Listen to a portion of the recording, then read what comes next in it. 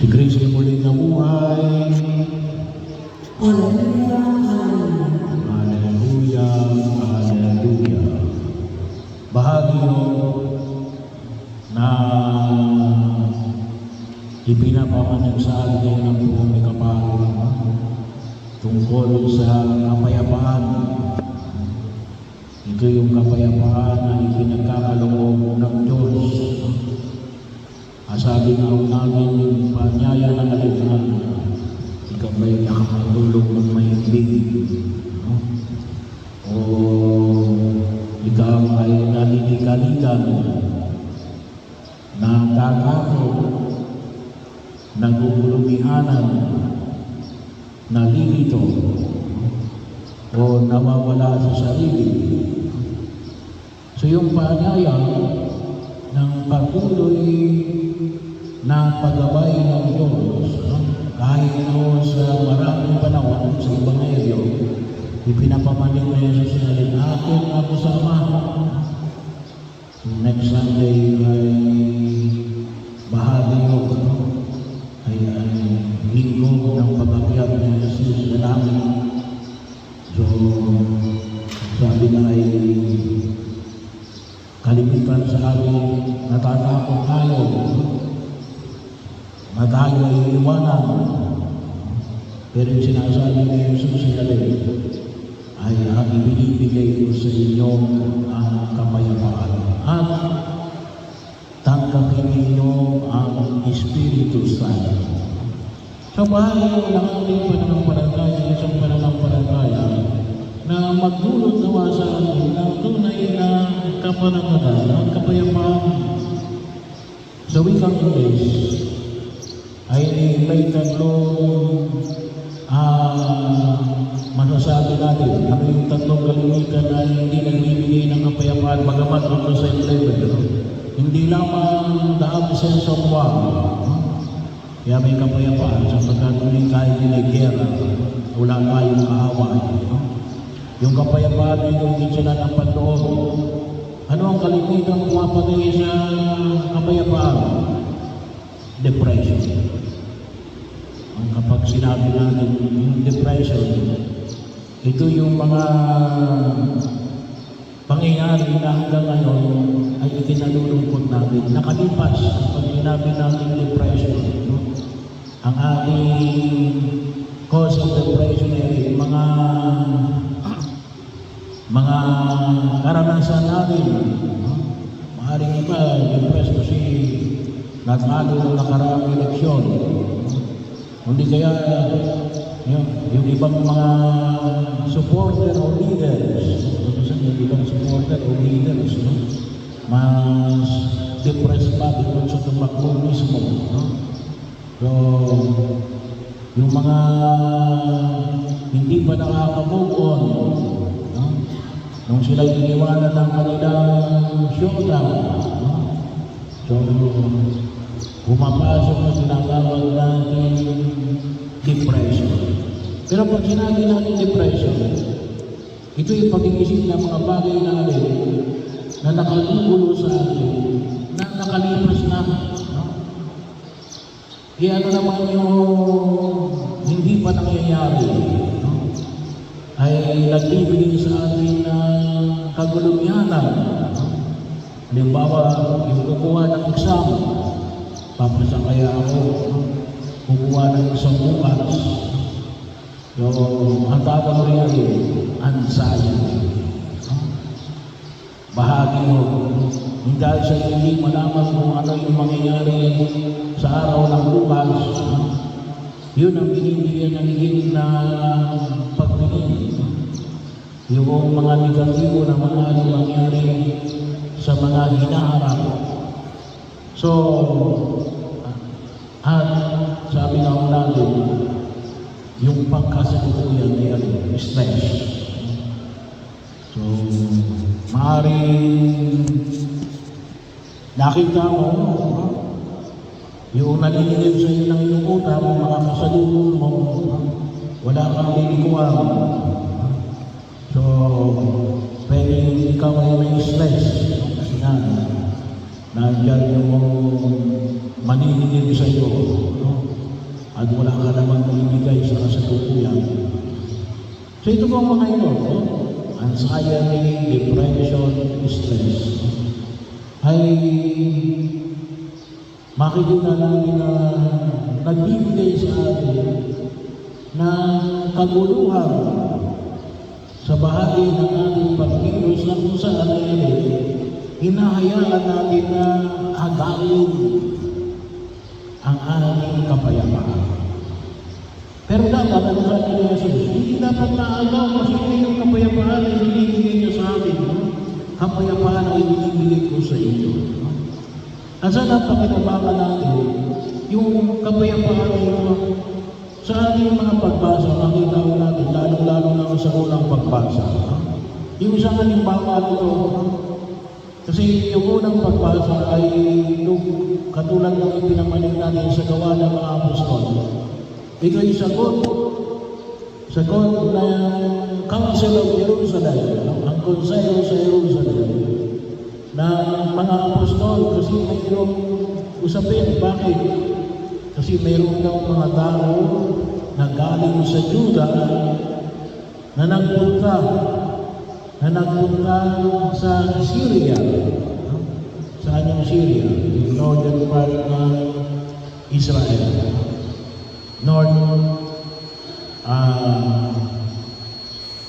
West. So, northeast. So, bahagi yun na kung saan saan pa? Sa Antioquia at saka sa Cilicia. Yung buong Antioquia at Cilicia, bahagi yun ng Turkey. Medyo malayo ho. Pero may mga tao na galing sa Judea na nagpunta sa Syria. Sinatawag natin sila, West Asia yun, o tawagin natin Middle East. Yung Turkey naman ay Europa. Na ginugulo. Bakit ginugulo? Kasi ang kanilang sabi ay, hindi kayo maliligtas kapag hindi kayo nagpatuloy. So, yun ang usapin. Pagpapatuloy. Medyo mabigat ito kapag sinabi na hindi ka maliligtas. Yan itong nakaraang eleksyon, may mga nagsasabi na po, Father, kapag hindi namin binono yan, mapupunta lang kami sa impyerno. So, nagkikreate yun ng tinatawag na yung pag-aalinlangan. Hindi yung nagbibigay yun ng kapayapaan. Kaya anong sabi ng mga apostoles? Kami ay nagdesisyon sa bagay niya. At sino yung pinadala? Pinadala si Bernabe at saka si Pablo.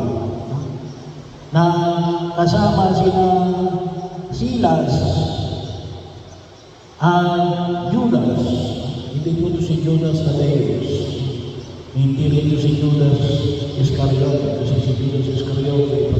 Ito po ay si Judas o si Barsabas na isa sa mga gusto sanang ipalit kay Judas Iscariote, pero napili ay si Matias para ipaliwanag ang mga bagay na ito. Na anong sinabi dito?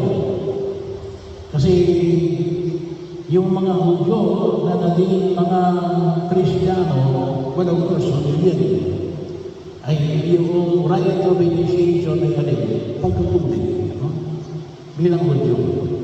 Pero itong mga lugar na ito pinangalan, hindi yung mga Hudyo, mga padaanan ito, kung tawagin natin, hindi ang pananampalataya nila hindi kabilang sa pananampalatayang Hudyo. Wala silang tinatawagin na rito ng pagtutuloy. Kaya anong sabi ng mga alagad? Hindi ko na kayo aamalahin, dadagdagan ng suliranin tungkol sa bagay na ito. Ang mahalaga ay huwag kayong sasamba sa Diyos-Diyosan, huwag kayong kakain ng karne at dugo na inialay sa mga Diyos-Diyosan. at huwag kayong makikiapin. No? Yun yung sabi ng mga apostol sa sulat na ipinamanig sa kanila na dala-dala ni San Pablo at ni Barnabas. Ibig sabihin, napakahalaga mo yung pagpapaliwanag. Kasi nagbibigay yun ng kapanagagan ng kalooban. Bahagi yun na kung saan yung makikaw natin. Kung inyo rin ang maalala, yung sa rin magandang halimbawa yung nakalipas na ating pagpili ng Santo Papa, tinatawag na conclave. Bahagi yun na kung saan yung makikaw natin.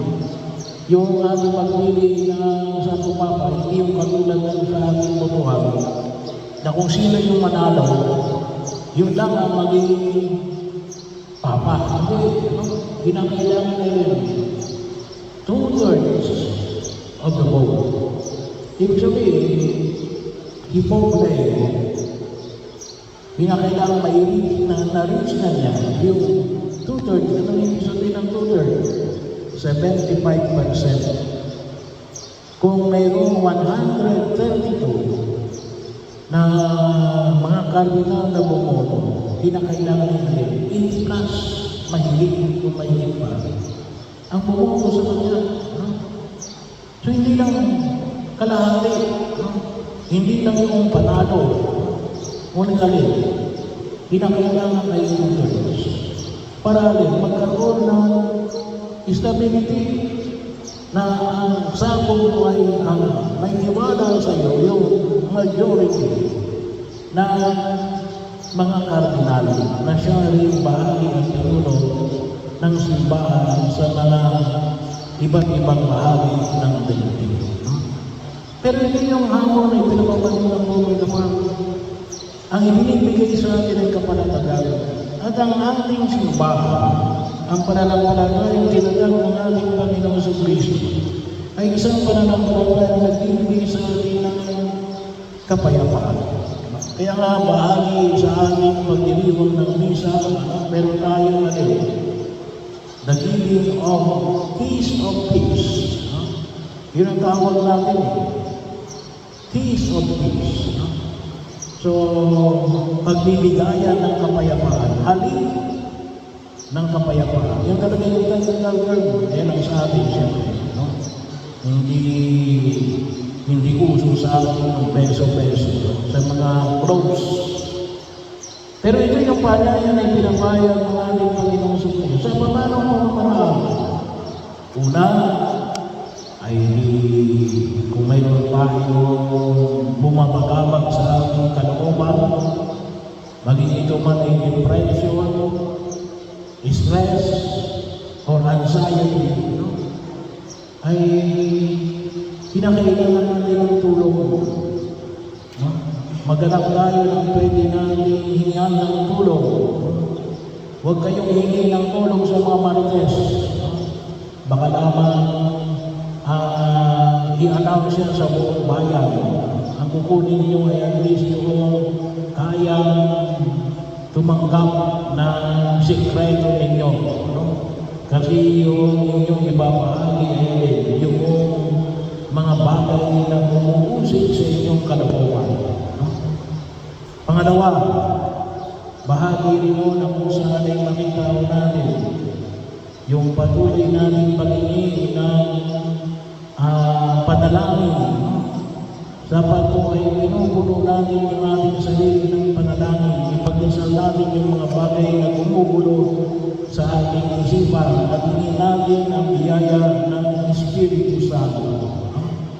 Pangatlo, mangumpisa natin. Pangumpisa natin kasi yung kalimitan ng mga bagay na gumugulo sa ating ay may bahagi dyan na mayroong mga pagkakasala na kuminsan ay sabi na natin ay hindi tayo binibigyan ng kapanatagan ng kalooban.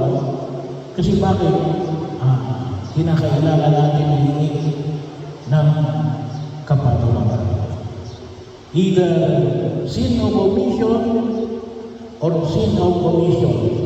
Ano ibig sabihin ng sin of omission? Yung dapat mong ginawa na hindi mo nagawa. Sinong commission, yung hindi mo dapat gawin, ginagawa mo. No? So, bahagi yun na kung saan ay pwede natin sa harapan ng Rome Kapal. At bahagi rin ako ng pagtitibay, kaya na ang simbahan, lalo na ngayon, no? Kaya meron nandito, siguro nakita ninyo rito yung cross. Ito po yung Jubilee Cross. Ito ay dumating kahapon. At hanggang next Saturday, no? This coming Saturday. So isang linggo na po sa atin. Paalala sa atin na ngayon ay taon ng jubileo. No? Kalimitan sa mga Jubilee. Malapit sa Jollibee. No? So ano yung Jollibee? No?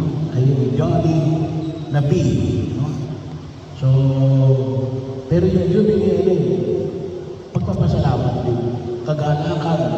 Kagalakan bakit? Kasi nililigtas tayo ng Diyos. Yun ang wag natin kalimutan. Hindi sa lahat. Hindi lamang sa kapahamakan, hindi lamang sa utang, hindi lamang sa mga problema ng buhay sa daigdig na ito, ngunit hindi sila sa kasalanan at sa epekto ng kasalanan. Kaya, sana po, makita natin kaya ka ng ating tema ngayong taon na ito ay taon na naglalakbay ng may kapayapaan. Pilgrims, at tayo naman